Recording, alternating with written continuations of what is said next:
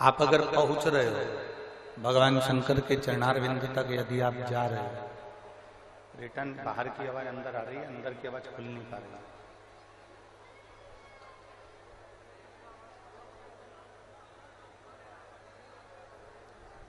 आप यदि भगवान शिव की मंदिर तक जा रहे हो, भगवान शंकर के द्वार तक जा रहे हो,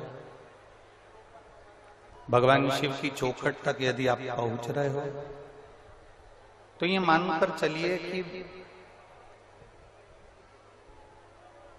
आपने अपनी खुशियों के दरवाजे तक पहुंचने का लक्ष्य बना लिया। आपने अपने दुखों को मिटाने का एक दरवाजा पा लिया। आपने अपनी तकलीफों को मिटाने के लिए एक द्वार चुन लिया।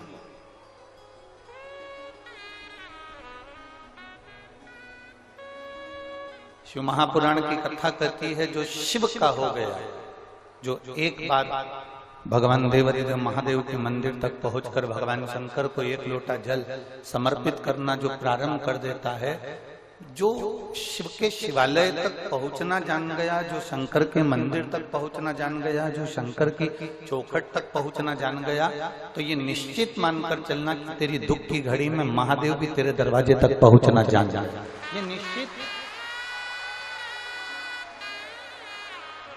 बोल बम का नारा है, सारी समस्या का हल।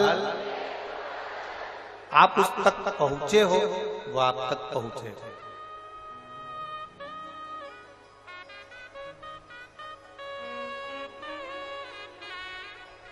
जितना एक शिक्षक अपने स्टूडेंट को नहीं सिखाता, जितना एक गुरु अपने चेले को नहीं सिखाता, जितना एक माता पिता अपने बच्चे को नहीं सिखाता, जितना एक विद्वान से विद्वान व्यक्ति भी किसी व्यक्ति को नहीं सिखाता, संसार में दो चीजें ऐसी हैं जो मनुष्य को अच्छे से अच्छे व्यक्ति को भी जीना सिखा देती है। एक है हमारी गरीबी और दूसरे नंबर पर है हमारे करीबी।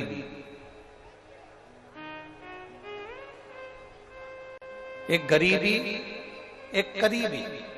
करीबी का मतलब होता है जो हमारे करीब में रहने वाले हैं, हमारे परिचित हैं, हमारे साथ उठने बैठने वाले हैं, हमारे साथ रहने वाले हैं, हमारे संग चलने वाले हैं, हमारे साथ आगे बढ़ने वाले हैं, हमारे कदम से कदम मिलाकर चलने वाले हैं, ऐसे करीबी।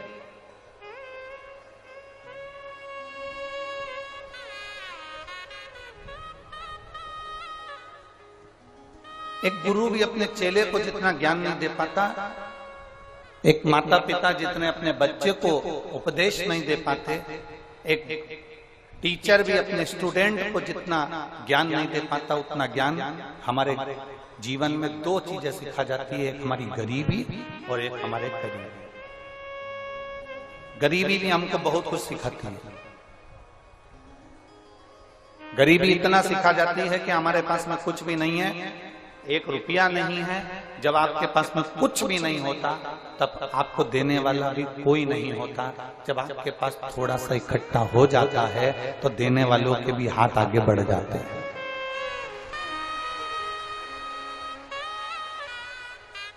एक गरीबी और एक करीबी। गरीबी भी हमको बहुत सिखा देती है।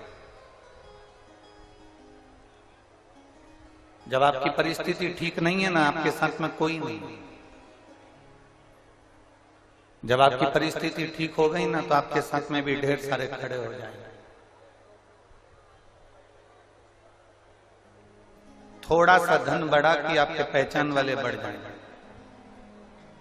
थोड़ी सी संपदा बढ़ी कि आपके रिश्तेदार, नातेदार, कुटुंब, कबीले सब बढ़ जाएंगे।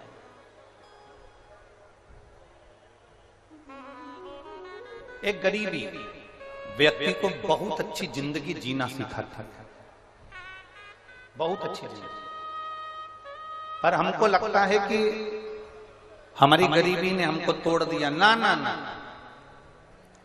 किसी की जिंदगी में जो गरीबी आती है वो व्यक्ति को तोड़ने के लिए नहीं आती है। हमने पहले कथा में वर्णन किया था, शायद कुशीनगर के भक्तों ने भी सुना होगा कि रेस का जो घोड़ा होता है, हमने कथा में कहा था, रेस का जो घोड़ा होता है वो रेस का घोड़ा उसको नहीं मालूम कि मैं रेस में खड़ा हूं, उसको नहीं मालूम कि मुझे रेस लड़ना, उसको नहीं मालूम कि मुझे रेस जीतना। रेस का घोड़ा ग्राउंड के अंदर जाता है, खड़ा हो जाता है, उसका मालिक उस पे बैठ जाता है। मालिक जितना जितना उसको मारता है, मालिक जितना जितना उसको पिन चुभोता है, घोड़े को दर्द होता है, घोड़े को कष्ट होता है और घोड़ा दौड़ता है। घोड़े को कष्ट होगा, घोड़ा दौड़ेगा, घोड़े को तकलीफ होगी, घोड़ा दौड़ेगा। मालिक घोड़े के ऊपर बैठा हुआ और घोड़े को कष्ट दे रहा है, घोड़े को तकलीफ दे रहा है, घोड़े को दर्द दे रहा है, तो घोड़ा दौड़ रहा है।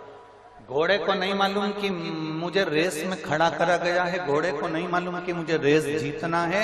घोड़ा तो इसलिए दौड़ता है क्योंकि उसको कष्ट होता है, उसको तकलीफ होती है, उसको दर्द होता है, तो वो दौड़ता है। इतना दौड़ता है, इतना दौड़ता है कि दौड़ते दौड़ते वो आगे निकल जाता है और रेस में जीत जाता है।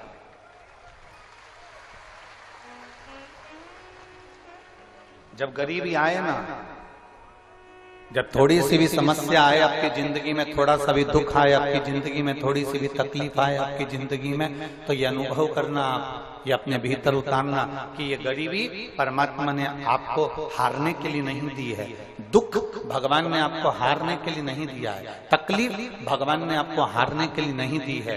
दुख, तकलीफ, गरीबी परमात्मा हमेशा जिसको जिताना होता है, संसार में आगे निकलना होता है, उसी को दे। बड़े से बड़े लोगों को टीवी पर देखिए, डिबेट में देखिए, बड़े से